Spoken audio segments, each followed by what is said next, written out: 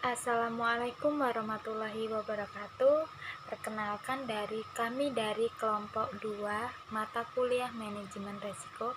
Di sini kami akan menjelaskan tentang sejarah perkembangan manajemen risiko. Jadi manajemen itu adalah cabang dari ilmu sosial. Semua ilmu dari cabang sosial ini pasti mengalami perkembangan. Hal ini terjadi karena ilmu sosial itu bersifat dinamis, yaitu selalu mengikuti perkembangan zamannya. Jadi seperti diketahui, ilmu manajemen berkembang terus hingga saat ini. Manajemen memberikan pemahaman kepada kita tentang pendekatan ataupun tata cara penting dalam meneliti, dalam menganalisis, dalam memecahkan masalah-masalah yang berkaitan dengan manajer. Oleh karena itu, makalah kami ini berisikan uraian tentang perkembangan sejarah manajemen risiko. Selain memberikan gambaran bagaimana sejarahnya, diharapkan tulisan ini dapat memberikan sumbangan terhadap hal lainnya mengenai tentang manajemen. Jadi sejarah perkembangan manajemen risiko itu, kelahiran manajemen risiko dimulai pada tahun 2100 sebelum Masehi. Di Babilonia, Hammurabi mencetuskan konsep bottomry, yaitu asuransi untuk perkapalan, di mana pemilik suatu kapal dapat meminjam uang untuk membeli kargo dan tidak harus membayar utangnya bila kapal pengangkut kargo tersebut di lautan. Setelah era bottomry, dalam perkembangan sejarahnya, manajemen risiko dibagi menjadi 3 tahapan, yaitu tahap yang pertama. Tahap yang pertama yaitu tahap freeze act. Pada tahap ini, perusahaan hanya mempertimbangkan resiko non-entrepreneurial dalam menjalankan bisnisnya. Asuransi merupakan sarana manajemen risiko yang paling diandalkan pada era ini. Bisnis yang dilakukan hanya memfokuskan diri pada resiko internal tanpa mempertimbangkan keadaan pasar. Lanjut yang kedua, yaitu tahap kedua manajemen risiko masuk ke tahap second act. Di tahap ini dengan tetap menggunakan asuransi, manajemen risiko mulai mempertimbangkan pengelolaan risiko secara preventif. Perusahaan yang menjalankan manajemen risiko tidak hanya mengulangi risiko ketika risiko terjadi, namun juga melakukan tindakan pencegahan sebelum risiko itu terjadi.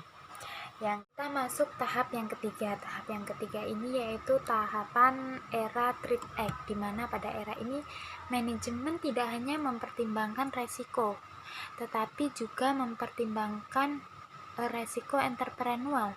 Jadi usaha manajemen resiko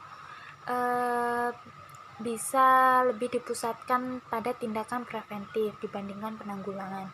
Jadi manajemen risiko tidak hanya mempertimbangkan keadaan internal perusahaan, namun juga keadaan pasar dan mempertimbangkan yang sedang terjadi diperkirakan. Terima kasih, mungkin itu saja. Selanjutnya akan disampaikan oleh rekan saya. Assalamualaikum warahmatullahi wabarakatuh. Saya Indiani Rukmana akan melanjutkan presentasi dari teman saya yaitu Krisna Ambarwati.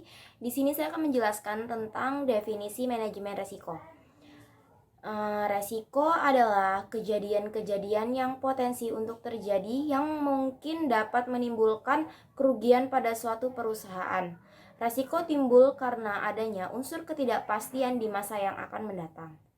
Adanya penyimpangan, terjadi sesuatu yang tidak diharapkan, atau tidak terjadi sesuatu yang diharapkan.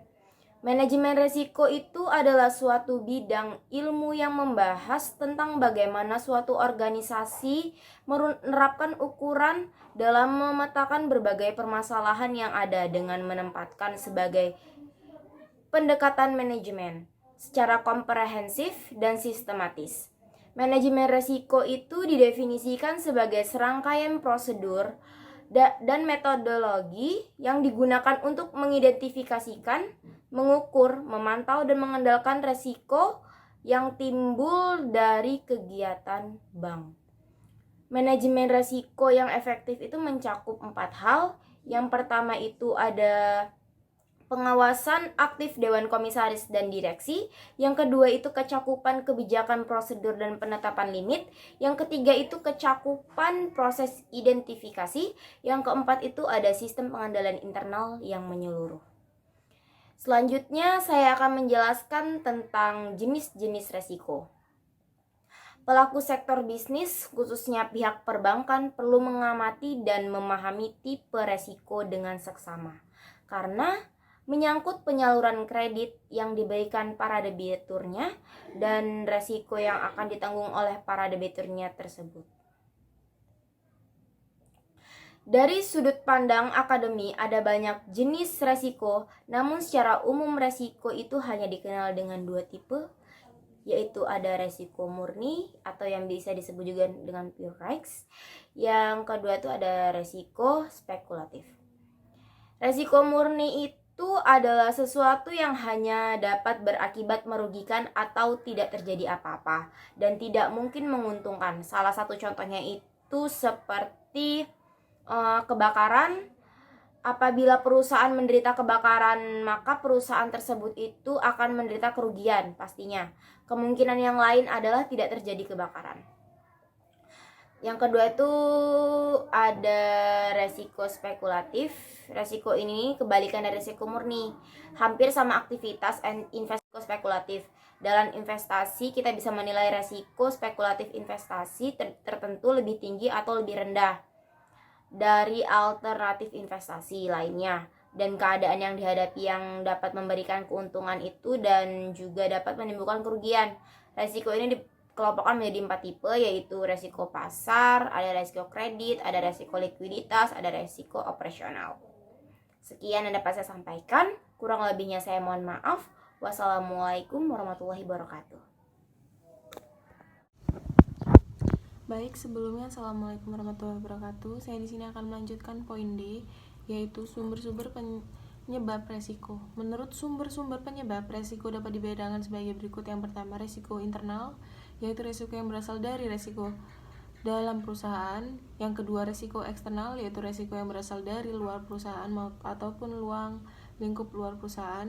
Yang ketiga, resiko keuangan adalah resiko yang disebabkan oleh faktor-faktor ekonomi dan keuangan seperti perubahan harga, tingkat bunga, dan mata uang. Yang keempat, resiko operasional adalah semua resiko yang tidak termasuk resiko keuangan. Resiko operasional disebabkan oleh faktor-faktor manusia dan teknologi. Poin selanjutnya yaitu poin E, proses manajemen risiko. Proses yang dilalui oleh manajemen risiko adalah yang pertama, perencanaan manajemen risiko. Perencanaan meliputi langkah memutuskan bagaimana mendekati dan merencanakan aktivitas manajemen risiko untuk proyek. Yang kedua, identifikasi risiko. Tahapan selanjutnya dari proses identifikasi risiko adalah mengenai jenis-jenis risiko yang mungkin dan umumnya dihadapi oleh setiap pelaku bisnis. Yang ketiga, analisis risiko kuantitatif. Analisis kuantitatif dalam manajemen risiko adalah proses menilai, assessment, impact, dan kemungkinan dari risiko yang sudah diidentifikasi. Yang keempat, analisis risiko kualitatif adalah proses identifikasi secara numerik, probabilitas, dan setiap risiko konsekuensi terhadap tujuan proyek. Yang kelima, perencanaan respon risiko. Risk response planning adalah proses yang dilakukan untuk meminimalisasi tingkat risiko yang dihadapi sampai batas yang tak dapat diterima.